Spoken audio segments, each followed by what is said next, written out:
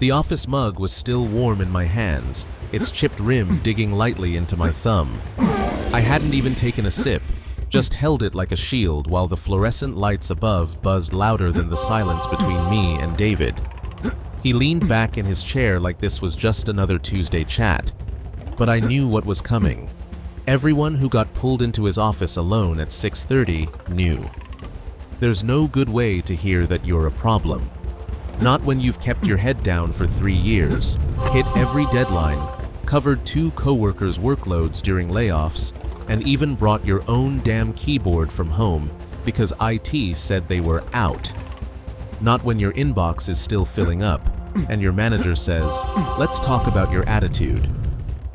It started the week before, or maybe it started months ago, but I didn't notice until the overtime demands got louder. I'm Nate, 34, and I worked in client services for a mid-sized software company in Kansas City. I'm not flashy. I don't network at happy hours. I don't wear company swag unless it's clean and comfortable. And I sure as hell don't come in on Saturdays unless someone's bleeding. Apparently, that made me the odd one out. The first time it came up, it was subtle. "Nate, we're pushing hard on this release," David said, standing by my desk, sipping one of those green kale smoothies like he was too cool for coffee. "The team's been really stepping up. Think you can stay late tonight? Just until we knock out the client backlog?" It was 5:37. My fiancée, Liz, had already texted asking what I wanted for dinner. "Actually," I said, swiveling around in my chair, "I've got plans tonight, but I'm happy to knock some of this out tomorrow morning." David blinked once, smiled tight, and nodded. Sure, no worries." Except it was a worry. The next day, my inbox had a new calendar invite. Friday, core team sync, 7:30 p.m. No message, no explanation, just there. That Friday meeting was the moment I should have said something, but I went. I sat at that long, poorly ventilated conference table with 7 other bleary-eyed colleagues who looked like they'd rather be anywhere else. David stood in front of the wall-mounted TV. Clicking through slides like this was a TED Talk. "All hands on deck," he said. "This is our moment, our big sprint. I know it's a sacrifice, but we're all in, right?" A few people mumbled, "Yeah." One guy, Jalen, actually clapped. I think he was just trying to keep his job. And that's when David looked straight at me. "What about you, Nate?" I held his gaze. "You know my take. I think if something's a priority, it should fit within work hours. Otherwise, we need more people, not more unpaid time." I thought I said it diplomatically. I even smiled a little.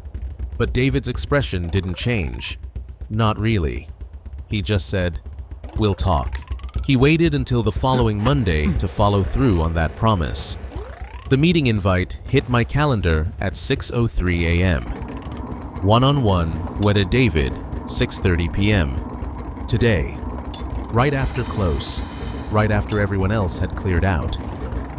And that brings us back to his office. That mug still warm in my hands. My name typed cleanly on the edge of a file sitting in front of him like a damn interrogation folder. "I'm concerned," he began, folding his hands like a guidance counselor from a bad TV drama. "You've been resistant, disengaged." "I've been doing my job," I said, "and doing it well." David nodded. "That's just it. You do the bare minimum of what's required." He let that sit like it was profound, like he expected me to be ashamed.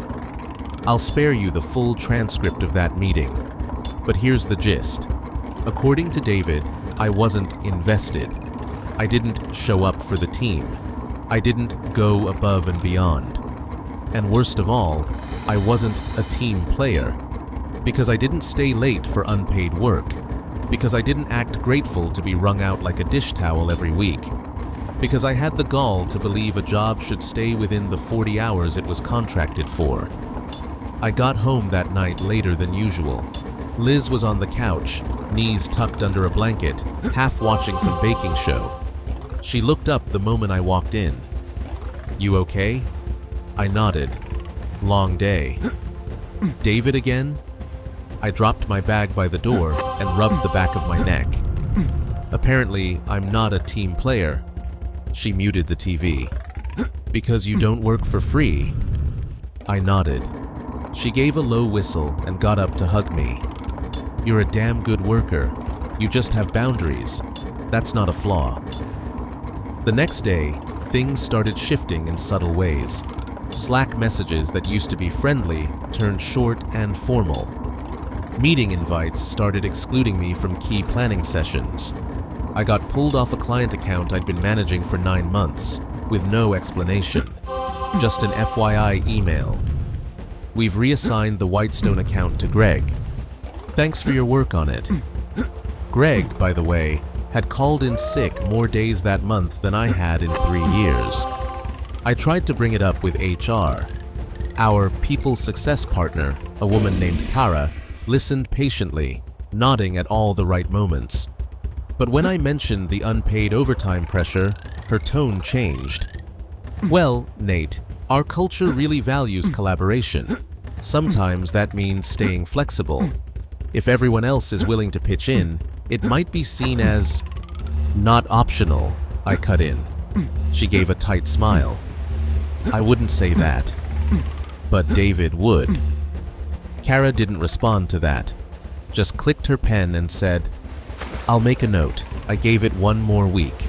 I showed up on time, met every deliverable, answered emails within an hour, but the isolation was growing. People who used to eat lunch with me suddenly had meetings. Jalen, who used to share podcast recs every other morning, stopped by my desk just once, whispered, "Sorry, man," and walked off before I could ask what he meant. The message was clear.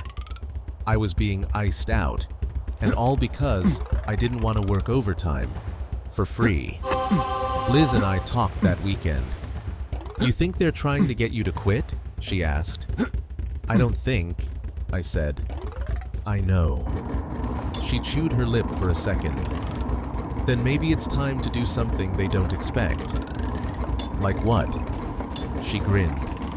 "Fight back, on your terms." I didn't sleep much that night, but by Sunday afternoon, I had a plan.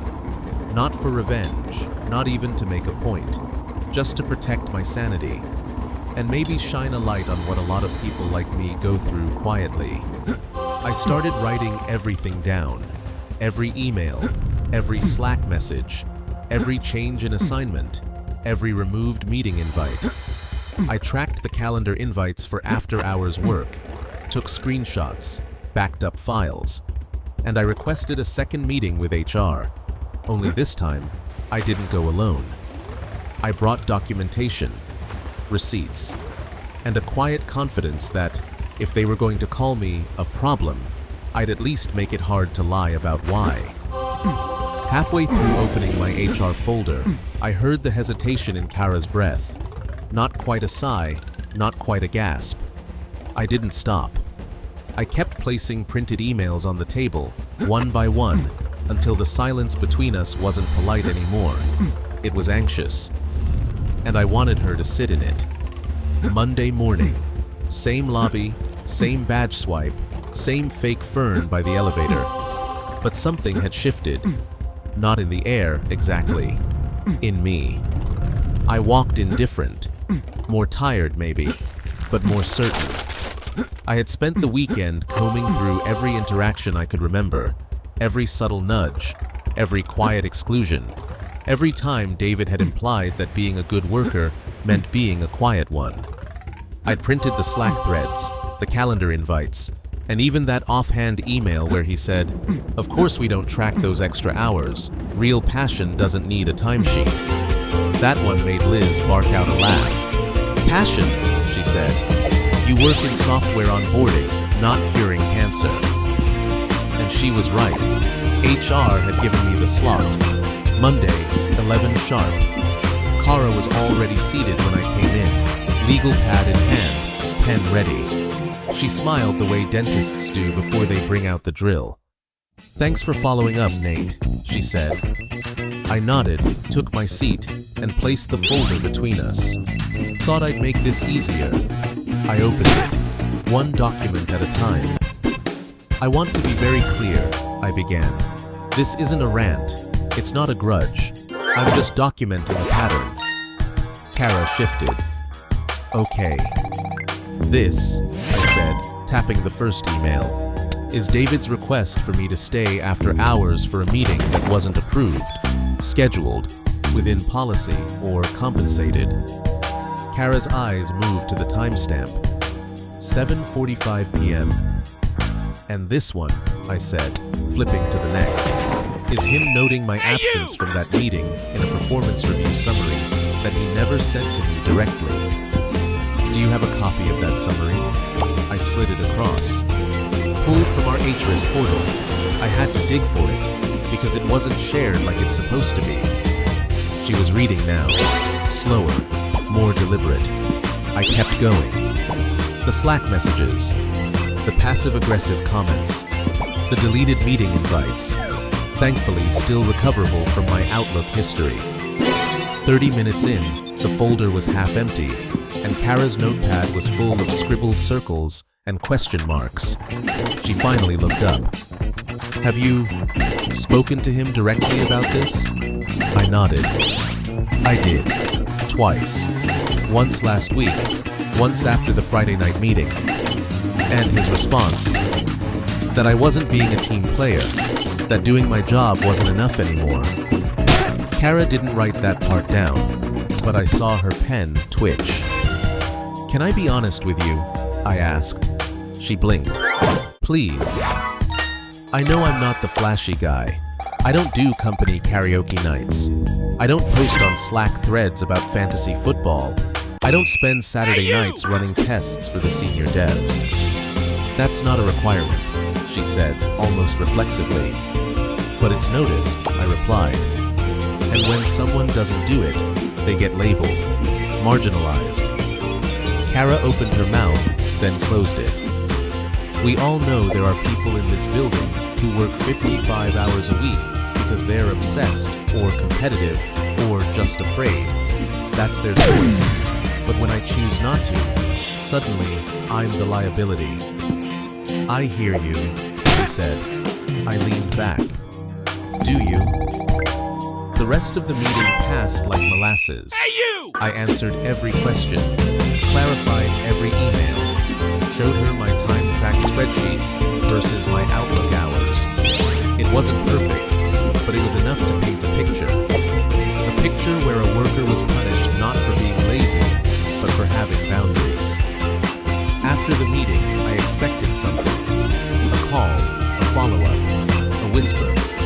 But there was nothing. Just silence. Until Wednesday. The email hit my inbox at 9:02 a.m. Subject: Performance Improvement Plan. Initiation. Confidential. At first, I thought it was a mistake. The wording was clinical, hollow, and passive-aggressive. In light of recent discussions regarding team cohesion and collaboration challenges, we are initiating a formal PIP to support your continued development. My stomach dropped. I read it again. Team cohesion and collaboration challenges. Because I refused to work unpaid overtime. Because I dared to escalate to HR. Because I had the nerve to not say yes to everything. I called Liz at lunch. She didn't even wait for me to finish reading it out loud before saying, "Retaliation." That word stuck in my brain like a splinter. Retaliation. It echoed when I met with Kara again. She denied knowledge of the PIP before Monday, said it was already in motion. I asked for documentation. She couldn't provide it. I asked for examples of collaboration issues. She cited the Friday meeting. That was outside my contracted hours, I said. Kara blinked. But you were invited. I was also invited to a cousin's wedding. Didn't make that mandatory either. Then came the mentorship assignment. David looped me into a weekly growth and engagement program where I'd shadow Greg, the same guy who took over the Whitestone account from me. Greg was younger, newer, and constantly wore a Bluetooth headset like he was expecting Elon Musk to call. "I don't get it," he said when I told him. "Why would you be shadowing me?" I shrugged. "Guess I'm on a journey of personal development." Greg looked embarrassed at me.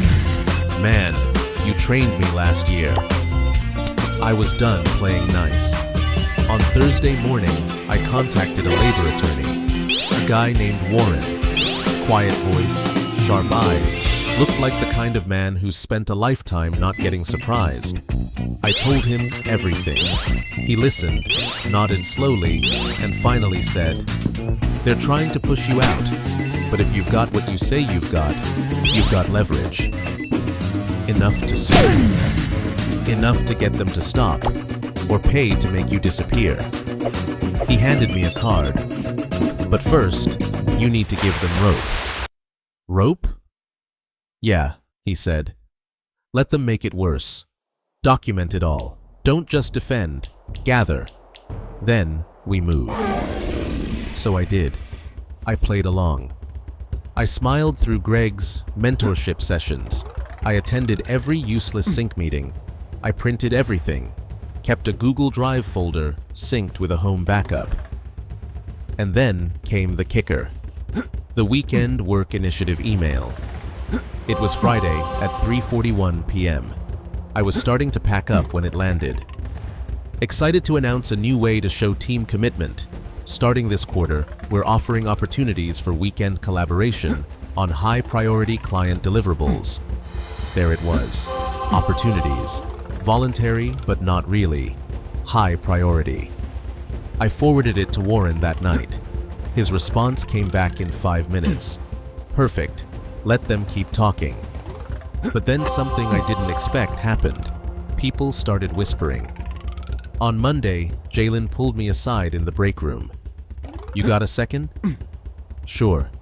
He looked around, dropped his voice. "I saw your name on the mentorship thing. Thought that was weird." "Yeah." "You know what else is weird?" he continued. "HR called me last week. Asked if I ever saw you being resistant." "What did you say?" "That you're the most even-keel guy here. And if anything, you're the only one who respects the job and your own time. Thanks." "I didn't say it for you," he said. "I said it because I'm next if I don't play along." And just like that, I wasn't alone. Over the next 2 weeks, 3 coworkers reached out privately. 2 had been on performance plans before.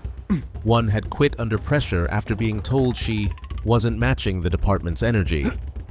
They all had the same story. This wasn't just about me anymore. It was a pattern. And the rope they were feeding me? I wasn't just going to hold it. I was going to braid it into something they'd never see coming. The cardboard badge holder on my lanyard was fraying at the edges. Not enough to fall apart, just enough to remind me how many years I'd spent swiping into this building without questioning what I was signing away. It dangled against my chest that morning, like a warning I'd finally decided to listen to. 3 years. That's how long I'd been at Elman & Fitch. Long enough to know where the pens always ran dry. Long enough to recognize the sound of David's footsteps in the hall by the weight of his loafers. Long enough to learn that the culture of ownership was really just a way to avoid paying people for their time. But not long enough to unlearn the mistake of staying quiet. After Jalen's warning and the others quietly confirming my suspicion, I doubled down on documentation. Warren had advised me to gather without noise. He said, "They'll self-destruct faster if they think you're backing down." So I let them think it. I played the part. I joined the weekend volunteer Zoom call, stayed on mute, took notes, screen recorded the whole thing, especially the part where David said, "We don't want to force anyone, but let's just say promotions are tied to visibility these days." Visibility. Translation: suck it up or vanish. That Monday, I filed a formal grievance. It was short, sharp, and targeted. No emotion, no complaints. Just a bullet list of dates, times, quotes, and attached evidence. I CC'd Kara. I CC'd David. I CC'd HR's legal liaison, whom I'd found listed in the employee handbook appendix like a footnote no one reads. And I ended with a line Warren helped me write. This is not a resignation or retaliation threat. This is a request for formal acknowledgement and correction of escalating workplace practices that violate labor standards and expose the company to liability. That was the first time I saw David genuinely rattled. At 10:22 a.m. that same morning, he showed up at my desk. He didn't smile. He didn't pretend. Got a minute? I stood. Sure. We walked to one of the smaller meeting rooms. No glass walls, no TV screen. Just 4 chairs and the faint smell of old coffee. He shut the door behind us. I want to be honest with you, he said, pacing. This escalation, it's disruptive. I nodded slowly. So is unpaid labor. His jaw flexed. You're misrepresenting our intentions. Am I? Because you've left a paper trail that says otherwise. He took a breath. Look, this isn't personal.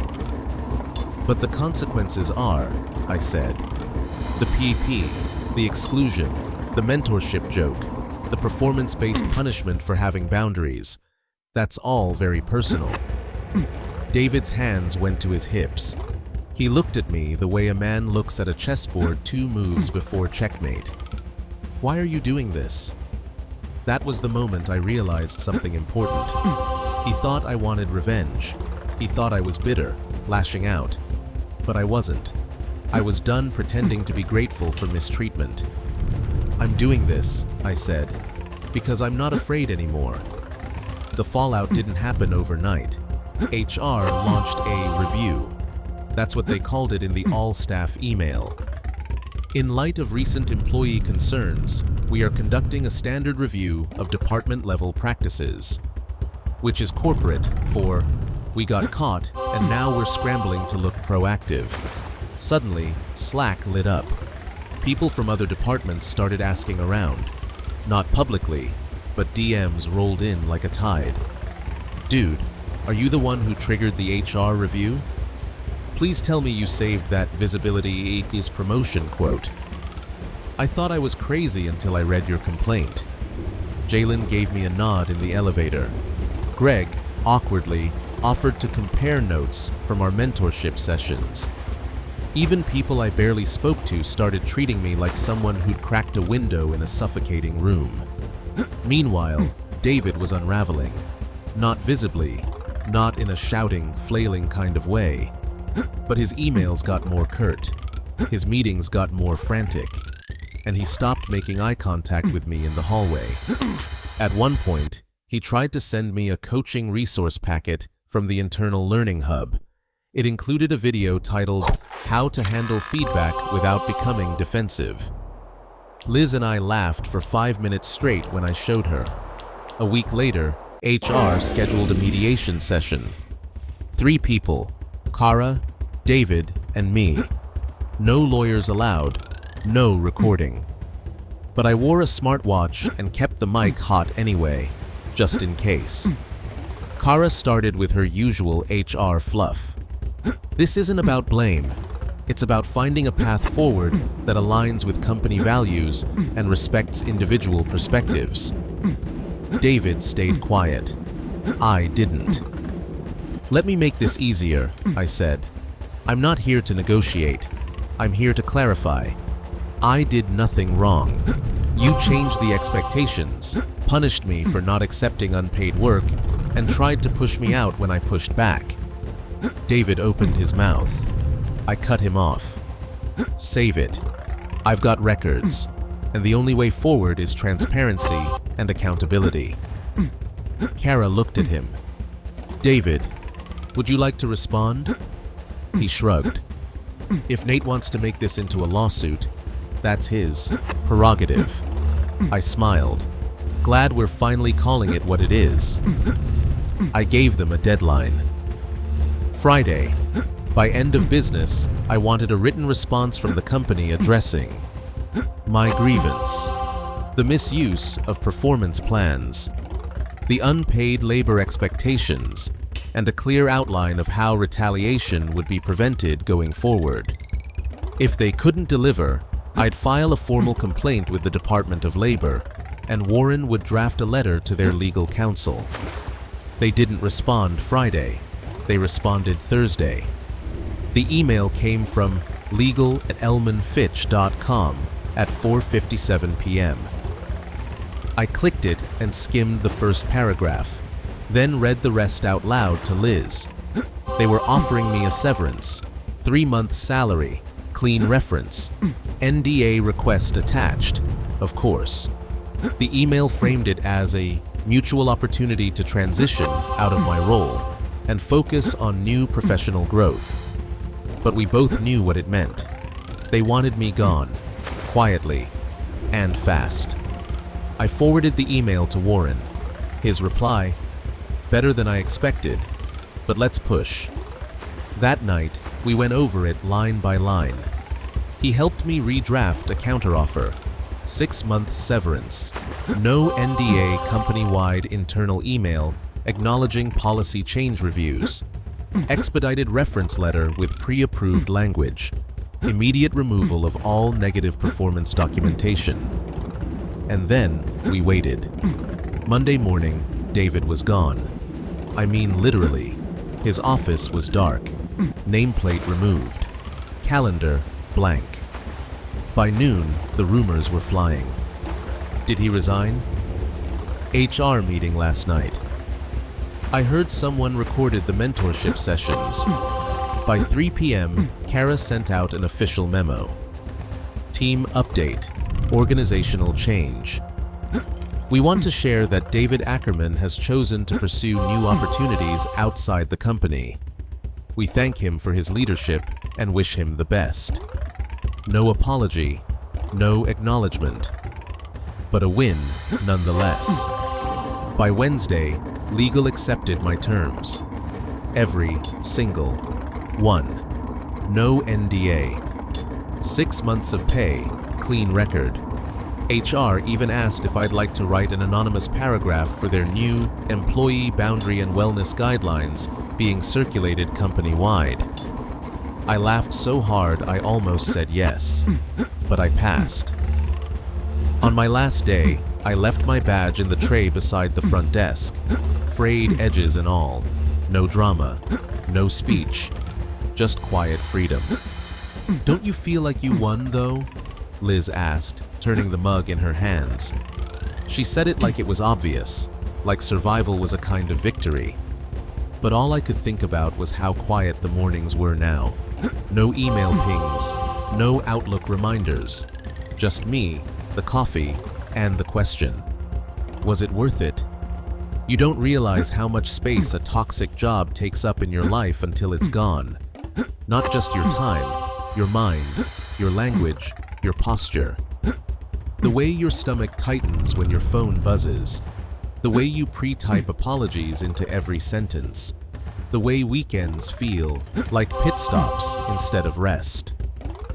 When I walked out of Elman & Fitch, I didn't feel triumphant. I felt blank.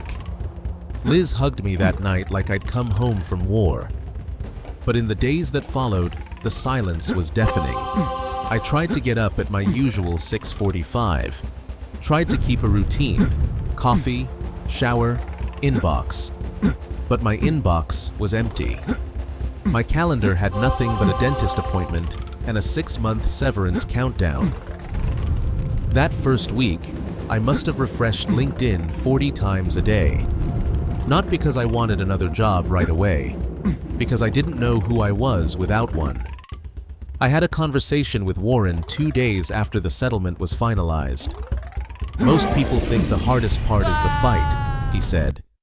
It's not. It's the echo that follows. He wasn't wrong. The echo of, you're difficult. The echo of not a team player. The echo of a system that rewards silence and punishes boundaries. "You've got options now," he said. "You don't have to rush. Let them come to you." Still, I kept busy. I rewrote my resume, cleaned the garage, started walking every morning just to feel like I had a destination, even if it was just the gas station a mile away. And slowly, something strange began to happen. People from the company started reaching out, privately, quietly, one by one. The first was Marta, from QA. "I heard what happened," she said, voice low over the phone like we were being wiretapped. "I just wanted to say thank you." "For what?" "For not letting it slide. You leaving made some of us realize how bad it had gotten." She told me David had done the same thing to at least 3 other people over the years. One transferred to a different department just to get away. Another had quietly quit, citing personal reasons. No one had ever pushed back. Not like I did. "You cracked the dam," she said. Then came Greg. Yeah, that Greg. The Bluetooth headset guy who mentored me. He called on a Saturday. "Hey man, hope it's not weird I'm reaching out." I didn't say anything. "I just wanted you to know I didn't know half the stuff going on behind the scenes. They put me on that mentorship thing like it was a favor, said you needed structure, told me not to ask questions." "And you didn't," I said. "I know. I'm sorry." He paused. "I think they set me up too, honestly. I got a warning last week for missing a Sunday call I wasn't even invited to." Silence. "Well," I said, "now you know what it feels like." The trickle became a flow.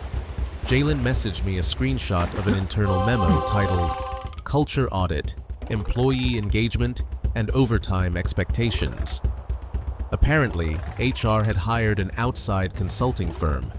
Words like reassessment, wellness, and retention strategy were floating around in corporate speak like glitter in a snow globe. It was all reactionary, of course, but still, it was something. I got another email from Kara. This one wasn't templated, it was short, personal. "I don't expect forgiveness, but I want you to know. Your documentation was thorough. Your case was solid. You made it harder for this to be buried. Thank you." I didn't reply. There was nothing left to say. 3 weeks after I left, I got invited to speak on a panel. A virtual one, small, informal, hosted by a former coworker who'd moved to a nonprofit focused on fair labor practices in the tech industry. She asked if I'd share my story anonymously. I said yes. That night, I logged into the Zoom call early. Watched the names pop up. An engineer from Denver, a customer service rep from Atlanta, a freelance developer from Austin who'd been blacklisted after reporting unpaid invoices. We each told our story, one by one, and I realized something I hadn't until then. This wasn't about one company. It wasn't even about David. It was about a culture, one that uses guilt as currency, that dangles team spirit like a carrot, that rewards those who suffer silently and labels the rest as selfish. But silence doesn't make you loyal, and setting boundaries doesn't make you disloyal. It makes you sane. After the panel, I got messages from a few attendees. One guy wrote, "Hearing you talk made me realize I've been gaslit into thinking my time isn't mine. I'm giving notice tomorrow." Another said, "I cried halfway through your story. I thought I was just weak for not wanting to stay late. Thank you." And then, one from a woman I'd never met. "You didn't just quit a job, you started a ripple." Funny thing about ripples, you never know how far they'll reach. It was exactly 8:13 on a Monday morning when I got the message that changed everything again. I was slicing into a piece of toast, half dressed, half distracted, when my phone buzzed on the counter. Not a job alert. Not a follow-up from HR.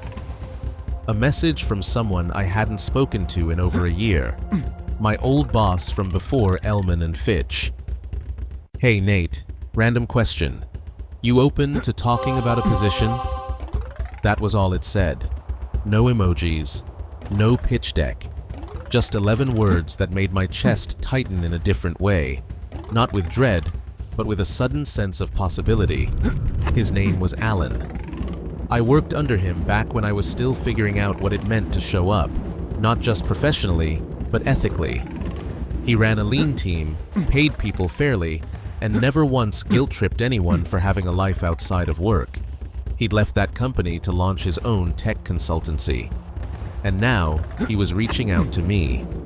We caught up over Zoom the next day. He looked the same. Salt in the beard, that same calm, analytical voice that made you feel like nothing was ever as bad as it seemed. I heard about what happened, he said. Someone forwarded me a link to that panel recording. My eyebrows went up. Wasn't that supposed to be anonymous? He smiled. You're more memorable than you think, man. He offered me a role. Flexible hours, remote, no after-hours expectations, flat salary with OT built in, just in case. And best of all, no posturing, no culture war pretending to be collaboration. I didn't say yes immediately. It wasn't about the money. It never really was.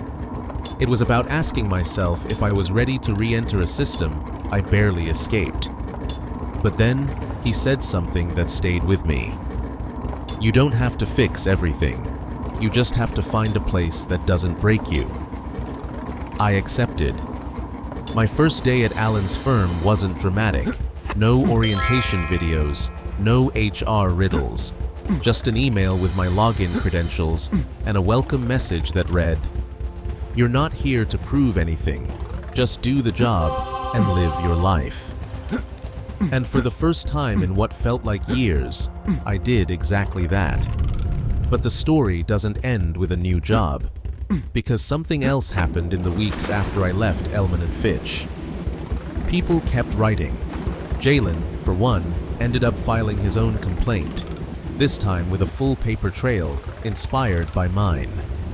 Marta led a small group that pushed HR to create a rotating committee for policy review. They didn't dismantle the system overnight, but they planted something real. Even Greg, surprisingly, left the company 6 months later and sent me a note.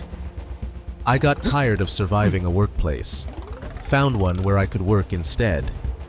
I still think about that phrase. Surviving a workplace. Too many of us think that's normal. That anxiety is just the price of ambition. That unpaid hours prove commitment. That being a team player means being a doormat in corporate colors. But here's the thing I learned, really learned, when it all came crashing down. You are not disloyal for protecting your time. You are not lazy for expecting boundaries. And you are not the problem when you say no to exploitation dressed up as company culture.